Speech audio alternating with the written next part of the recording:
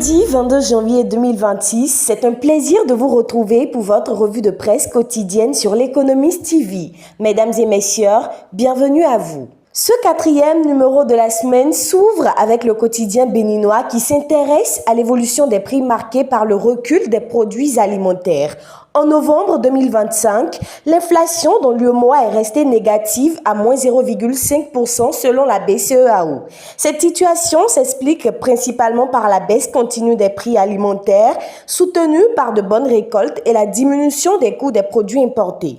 Malgré des disparités entre les pays, cette tendance contribue à alléger le coût de la vie, même si une vigilance demeure nécessaire face à l'inflation sous-jacente. Sur les routes béninoises, des mécanismes publics interviennent également pour limiter l'impact social des accidents corporels.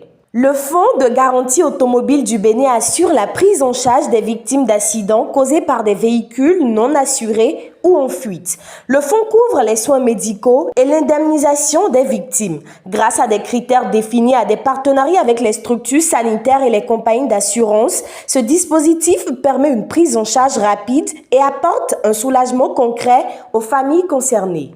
Toujours à Cotonou, cette édition met en lumière de nouvelles initiatives renforçant l'offre touristique et l'attractivité urbaine.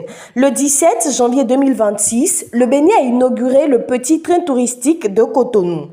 Porté par Dahomey Discovery avec l'appui de l'agence Bénin Tourisme, le projet propose des circuits encadrés permettant de découvrir les sites emblématiques et l'histoire de la ville. L'initiative vise à diversifier les expériences touristiques, valoriser le patrimoine urbain et renforcer le positionnement de Cotonou comme destination touristique. Au Togo, l'Économiste titre Wigo Africa, un nouveau service dédié à la croissance des PME. Face aux défis logistiques qui freinent les petites et moyennes entreprises africaines, Africa Global Logistics lance Wigo Africa. L'offre combine guichet unique, transport multimodal, entreposage flexible, simplification administrative, accompagnement personnalisé et accès au financement. L'objectif est de faciliter l'accès au marché, soutenir la croissance des PME et accompagner la dynamique du commerce intra-africain.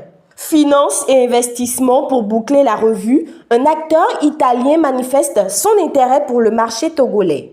Le groupe italien Naos Investimenti, en partenariat avec Christian Domenzi, explore une implantation au Togo afin de développer des solutions financières innovantes. Le projet vise à améliorer l'accès au crédit et à la liquidité, notamment pour les femmes entrepreneurs, les jeunes et les TPME, contribuant ainsi au renforcement de l'inclusion financière et du tissu économique local. C'est tout pour ce numéro. Merci de votre attention et bonne suite de journée.